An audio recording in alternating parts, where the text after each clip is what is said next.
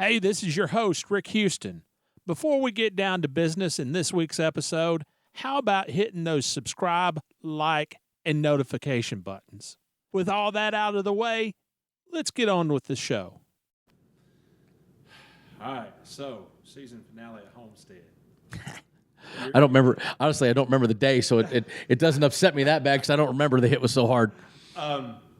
You're leading the point standings going into the race, and you had led the point standings for quite a while that year, but things don't go well for you. Listen, that's why you play the game to the last second, right? Yeah. You know, that's why even the Harlem Globetrotters lost a game in '71. They didn't pay attention.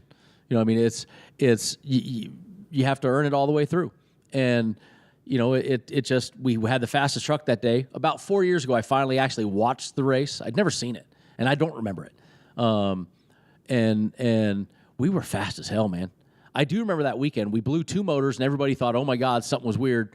We found a bad batch of parts. We did our own motors with Carrera Racing engines, and we hunted down the bad batch of parts. So we had another spare motor there that was in the Scott Lynch truck in his trailer, and it did not have the same batch that we knew was bad. So we weren't concerned at all. We had to start in the back. We knew that. We were fast. We were so arrogant at that last race. We let everybody practice, and we went out and went right to the top, set fastest time on the board, and then sat in the garage. We were good, and we knew how fast we were on those 1.5 miles, and we were excited. That was the first race of the banking at Homestead, so we were pumped. And in the race, went from the back all the way to the front. We were fast as all get out, and a wreck happened. I mean, it is what it is. Wrecks happen.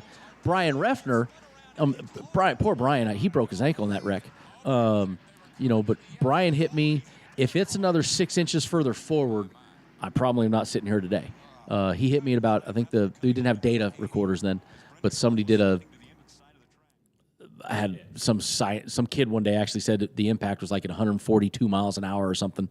And, but like I said, he hit me about 4 inches behind my head. He split the car in half right at the battery box. And if you remember the old trucks, you're too young to remember the trucks. If you remember the old trucks, the battery box was basically right at my butt, right underneath us. And he hit the battery box. So, 4 inches further forward, and I probably don't make it. So the hit was really hard. I don't remember it. I don't remember all the actions the rest of that day. My $10,000 fine, I don't remember that. I don't remember. I guess I gave a speech at the banquet. I got most popular driver and gave a speech and don't have any recollection of any of it. Not only a great race car driver, but a good friend. Brendan, this morning I said I didn't think that the other team trucks would be a factor.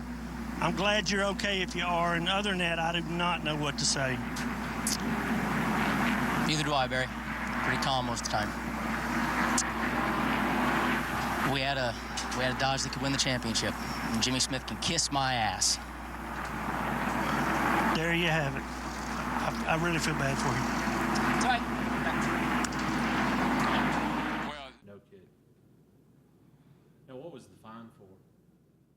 Because I told a certain team owner to kiss my keister. But, of course, I didn't use that word. And that has been a very famous statement that, matter of fact, I think it made one of NASCAR Truck Series top 10 greatest moments. I believe it was number 3. Yeah. I know that you did have some feelings at one time about how many backup trucks did they have in the race? It wasn't all about that. I've never really gone into all that. I've just let it kind of be a bygone part of history. But there was... It's just between us and a few thousand listeners. There was a lot of things that happened later in that year. Look, Jim Smith had been a very, very dear friend of our family's.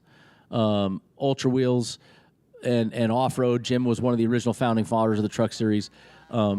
Jim used to try to have me go drive for him. He was an off-road racer. That was when his brother Wendell got hurt. I'm the one that pulled Wendell out of the desert. His father DJ, may he rest, was a great, great man. That we've been friends since I was a little boy, and Jimmy was very upset all year that we were able to kick his butt. He didn't think we should have been able to. He was the number one Dodge team. Remember, Ultra Wheels they were the Dodge organization, and this little team that we had to get parts from him, and that were stock parts. I think statute of limitations have run out on that. That was a different era of NASCAR. Let's just say that. Yeah.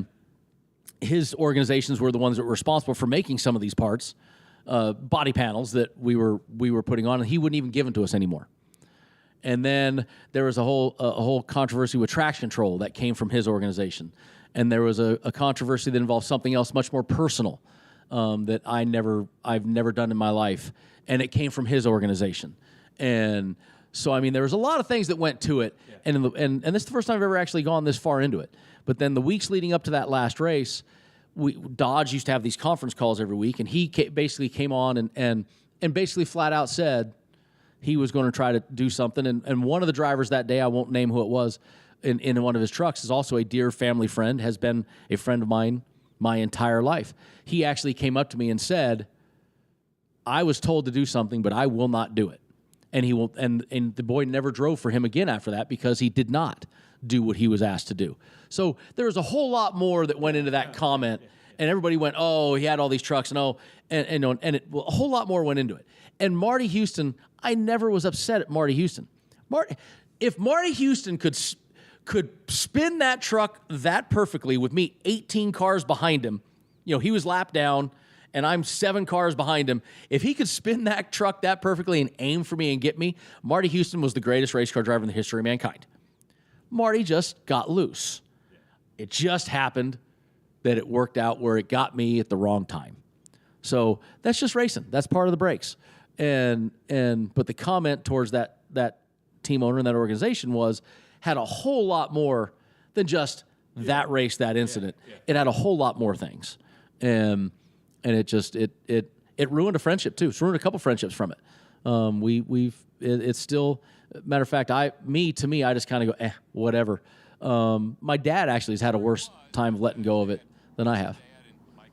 Just for the record, Marty and I are not related. Okay. Marty at RCR was my car chief for me for a season. Okay. All right.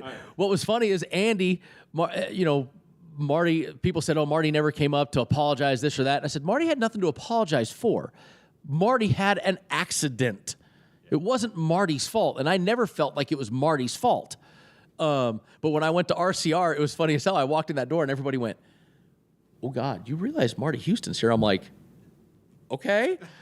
And his brother Andy spotting for Austin, and Marty ended up becoming my car chief, and people were like, and at one point, me and Marty even staged a goofball little, like a mini little skirmish in the, to give people something to talk about. But yeah, Marty and I never had a problem.